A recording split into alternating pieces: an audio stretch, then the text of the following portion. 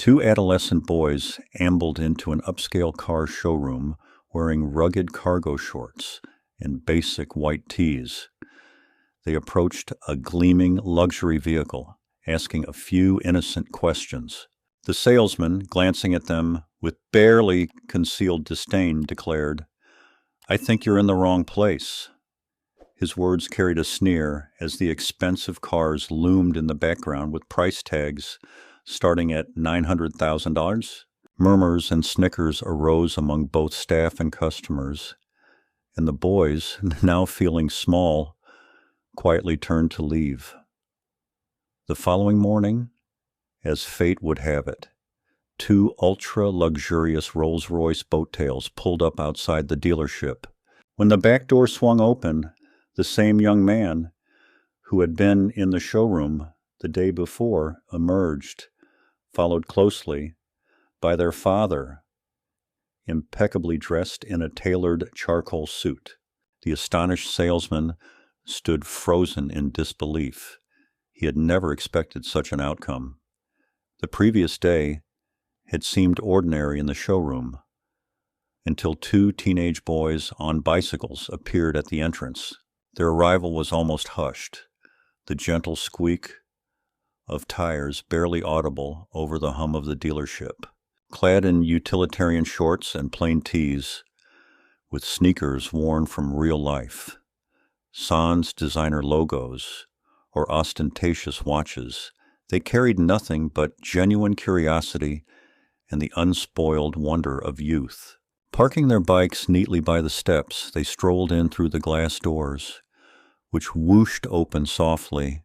Their eyes sparkled as they took in every detail: the sleek curves of the hypercars, the immense wheels, and the glimmering emblems that spoke of elite craftsmanship. One of the boys eventually leaned toward his brother and whispered, "That's the one. That's the car we saw online." His finger pointed to a stunning midnight blue supercar that looked as though it belonged on the cover of a high-end magazine. It was a masterpiece of engineering and design, priced well above $900,000. As the pair neared to admire the automotive marvel, a voice sliced through the atmosphere, sharp, clipped, and condescending. "May I help you?" A salesman, attired in a crisp, tailored navy suit, stepped forward. He adjusted his cufflinks and smoothed back his neatly gelled hair so as to exude an air of refined superiority. He observed the boys slowly, his eyes moving from their unremarkable clothes and sneakers to their faces with thinly veiled judgment. "I'm sorry," he said with a self-satisfied smirk, "but I believe you're in the wrong place." One of the boys blinked and managed to ask, "We were just wondering if these vehicles start at $900,000. The salesman interrupted, enunciating each word as if speaking to someone utterly unacquainted with the language.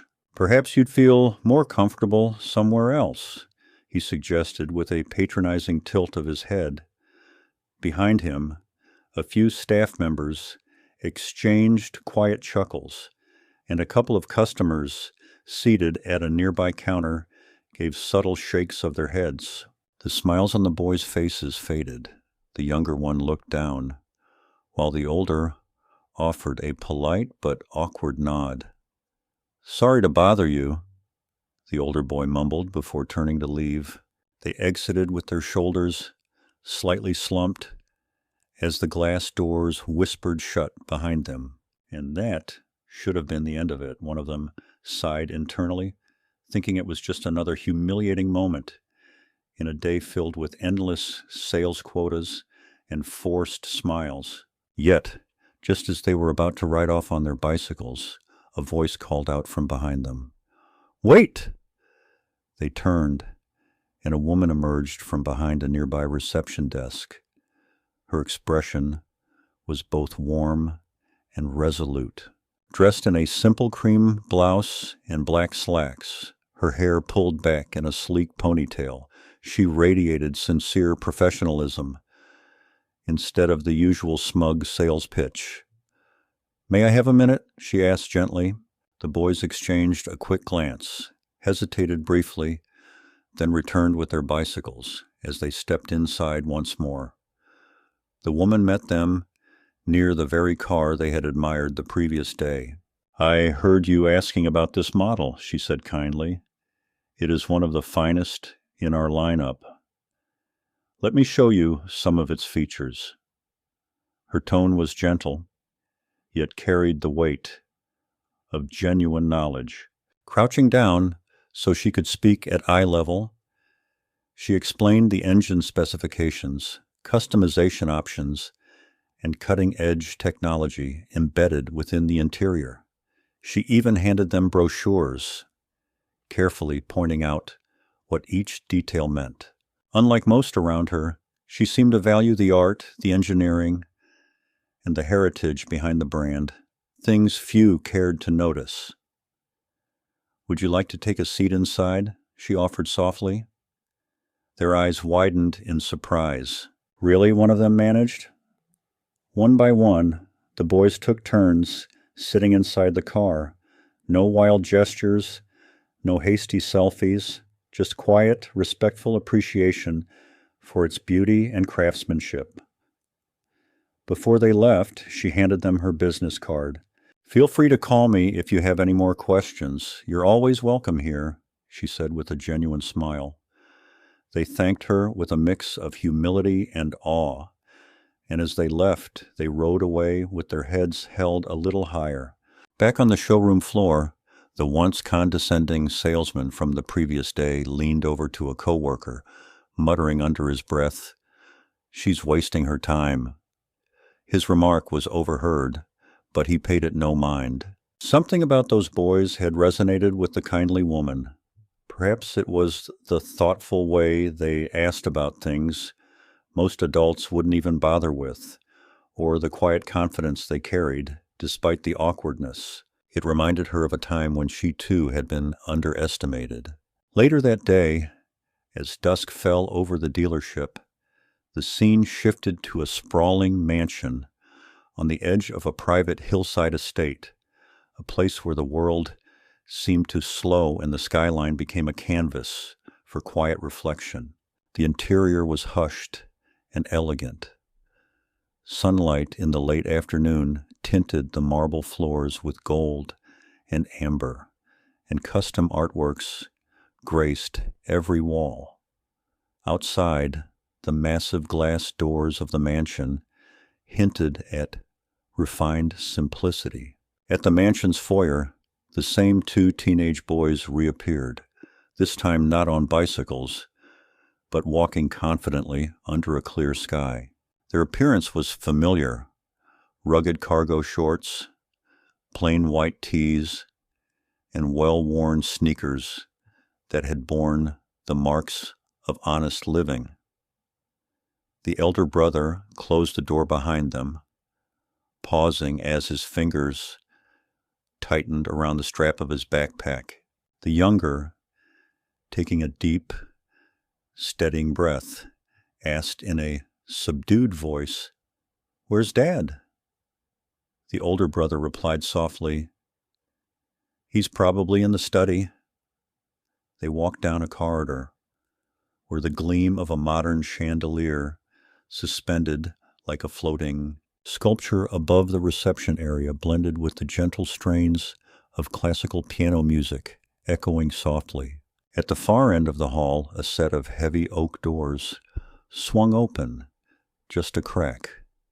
Inside, their father sat behind a grand piano, the kind typically reserved for grand stages or lavish mansions. He wasn't playing, he was merely seated, the lid open, with a tumbler of amber liquid resting untouched beside him. He exuded an air of quiet authority, the kind of man you never dared interrupt, not out of fear but out of respect. As the boys entered, their father, Damian Knight, a reserved billionaire whose calm presence filled the room, looked up. "Back already?" he inquired in a low, measured tone. The boys nodded hesitantly.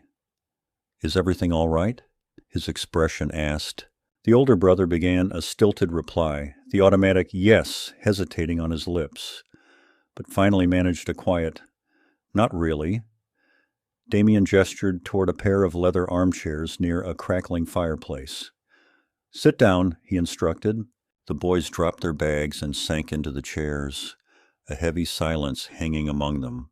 Damien studied them for a moment longer, then asked, "Tell me what happened." They recounted in halting fragments how, the previous day, they had visited the downtown dealership that showcased exotic cars. "We just wanted to see if the car we saw online was real," the older brother explained. "We were polite, curious, but then one of the salesmen looked at us as if we didn't belong here and told us to leave." Their words fell like quiet accusations.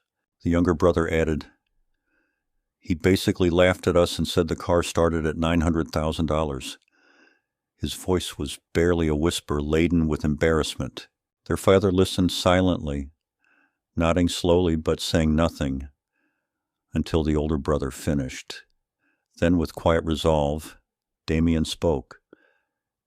"Did she know who you were?" he asked gently. The older brother shook his head. "We never said our last name," Damien murmured. "Smart," more to himself than to them, pausing thoughtfully. "Listen, people treat you differently, based on appearance, because they mistake your looks for worth. That tells you far more about them than about you."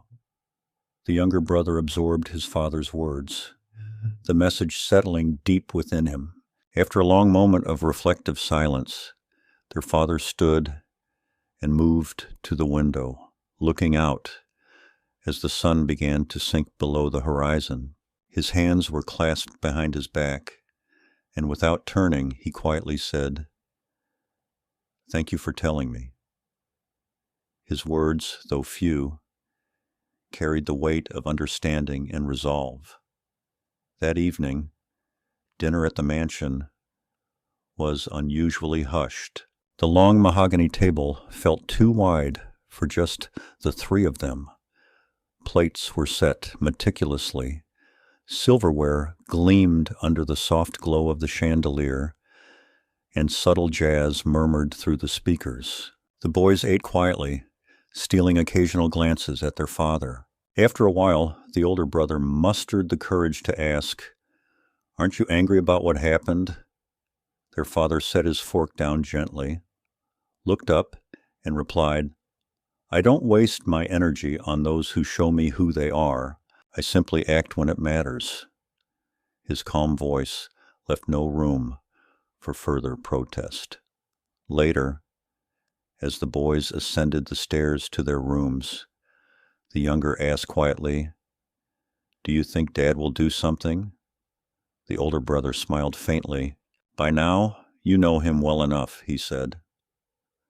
The next morning, in the privacy of his study, Damien made a quiet phone call.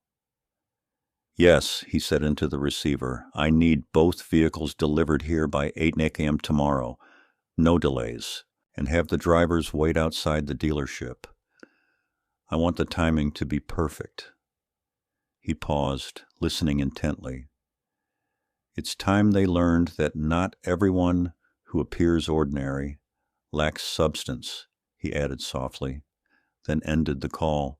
Shortly after, dramatic orchestral music swelled as two Rolls-Royce boat-tail limousines, among the most extravagant vehicles on the planet, arrived before the dealership. They did not simply drive. They glided effortlessly. One boasted an obsidian black finish with silver accents. The other, a deep royal blue, trimmed in rose gold, glimmering like a rare gem under the morning sun. Together, these vehicles were valued at well over $50 million, and their arrival carried an air of undeniable authority and presence. As the limousines came to a stop, Every head turned. Conversations halted mid-sentence. A young couple visiting the showroom paused, and a customer in the lounge spilled his espresso in surprise. Even the cleaning staff paused mid-task, their eyes wide as they recorded the moment on their phones. Whispers began, "Is that a boat tail? No way, yet two of them? Who are they?" Then, through the massive glass doors of the dealership, the two boys emerged once again, this time not as ridiculed strangers, but as composed young men. Their demeanor had changed. They no longer sought permission merely to admire the cars. They walked confidently to the front of the obsidian Rolls-Royce, and as the second rear door of the royal blue vehicle swung open, their father, Damian Knight, stepped out, dressed in a sharply tailored dark gray suit that spoke volumes without a visible logo. He carried himself with serene authority. His posture was impeccable, his expression unreadable, and his calm pace commanded respect as he adjusted his cufflinks, not for show, but with exacting precision. The moment he set foot on the dealership's polished pavement, the entire atmosphere shifted. He didn't merely walk in, he arrived. The previously arrogant salesman from the day before, who had been recounting the incident with mocking laughter, froze.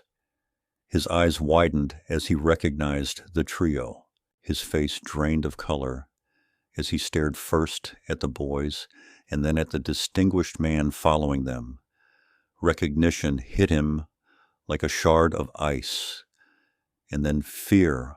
Desperately, he tried to compose himself, wiping sweaty palms on his pants, straightening his tie, and attempting to recover his lost smirk.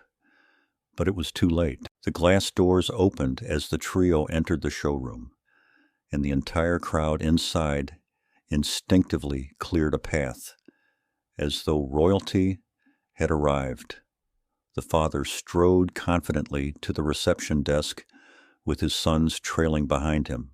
"I'd like to speak to the staff member who assisted my sons yesterday," he said firmly to the startled receptionist. "One moment, please," she replied. An overly confident salesman stepped forward quickly, his voice suddenly adopting an upbeat tone. "Sir, that was actually me." Without missing a beat, the father cut him off with a cold, measured tone. "No, you were not the one who helped them." The father then turned to the dealership manager, who had been watching cautiously from behind a glass office wall. "I believe your security cameras recorded the interaction yesterday." The manager nodded slowly. "Yes, sir. We archive everything." Raising his voice slightly so that the entire staff could hear, the father continued, "I suggest you review the footage before we continue this conversation." The manager quickly retreated into his office without another word. In the ensuing silence, murmurs swept through the showroom as the staff realized exactly who these boys were. The teenage brothers stood side by side, no longer humiliated, no longer dismissed, not merely as the sons of a billionaire, but simply as young men whose dignity would be vindicated. 5 minutes later, the manager returned with a visibly pale face. He avoided eye contact with the salesman and said in a hushed tone, "The staff member who assisted your sons yesterday was Emily Rivera. And this man," he continued, gesturing toward the now visibly sweating salesman, "misrepresented the interaction with his unprofessional conduct." The father turned slowly toward the salesman. "You judged my sons the moment they walked in, not by who they were, but by what they wore." The salesman attempted to protest, but no words came out, as his face went blank. The father then addressed the manager again, effective immediately. "You are terminated." Gasps rippled through the showroom. The salesman did not argue or beg. He simply bowed his head, collected his things, and exited, an ignominious departure that spoke volumes. Turning to the dealership manager once more, the father said, "Bring me Emily Rivera." Moments later, the kind woman who had assisted the boys the previous day stepped forward, looking both confused and cautious. When she saw the boys, her face lit up with recognition and concern. "Is everything all right?" she inquired softly. The father smiled, a subtle yet genuine smile. "It is. You treated my sons with respect and listened to them when no one else did." She blushed slightly. "Then right away, with their heads held high," he continued. The showroom fell to a deep hush as the father spoke with quiet authority. "I would like to purchase that vehicle," he declared, turning toward the hypercar the boys had admired. "Include every feature they were curious about." His eyes sparkled as he added, "But adjust the price to $3.1 million, and please ensure the full commission is given to you." With that, he signed the paperwork right on the main counter, right where the arrogant salesman had laughed not long ago. In that moment, the transaction transcended a simple sale. It became a statement, a reckoning, a reminder that respect cannot be bought by judgment or superficial appearance. As the paperwork was finalized, the teenage boys looked around at the faces of those who had once derided them. Now, those same people stood in quiet silence, their expressions a blend of shame and awe. Their father then stepped back, holding out the keys with quiet pride.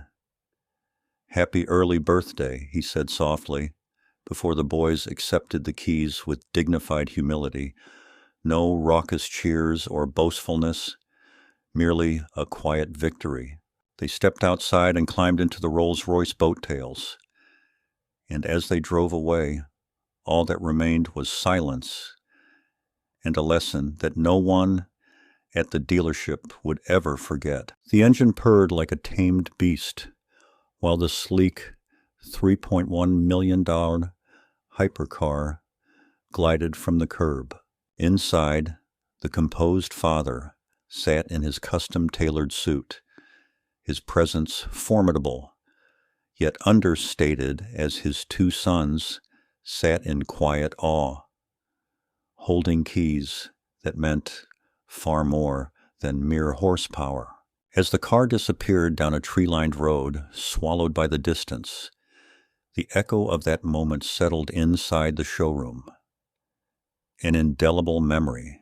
Later, as the showroom slowly emptied and the lights dimmed, employees who had once laughed now stood silently, many still holding their phones in disbelief. The junior salesperson who had once mocked the boys sat up straighter, while even the janitor, a quiet observer of the day's events, shook his head in solemn respect. They all had witnessed the transformation, the twist of fate, the unveiling of truth, and the resurgence of dignity. That day, the dealership learned that respect isn't dictated by appearance. It is earned through genuine decency and kindness. And if you confuse modesty with mediocrity, you risk losing everything. As the camera in the showroom slowly zoomed out to capture the elegant lines of the parked vehicles, the pristine shine of the marble floors, and the empty desk where the arrogant salesman once stood, it became clear. His absence was louder than his voice ever was. If you enjoyed this story, make sure to like the video and subscribe for more powerful, thought-provoking content. Your support helps us continue sharing narratives that not only entertain, but leave a lasting message. Let us know your thoughts. What did you think about the treatment of these boys at the dealership? How did you feel when their father arrived the next day in 2 Rolls-Royce boat tails? Was justice served as you expected? Share your comments and rate the story on a scale of 1 to 10. Also, drop the location where you're watching from, whether you're tuning in from New York, Lagos, London, Nairobi, Johannesburg, or somewhere else. We'd love to know where our viewers are from. Big respect to the boys for holding their dignity, to Emily Rivera for showing genuine kindness when no one else did, and to their father for reminding us that true power is measured not in arrogance, but in quiet resolve. Remember, kindness costs nothing, but arrogance can come at a high price.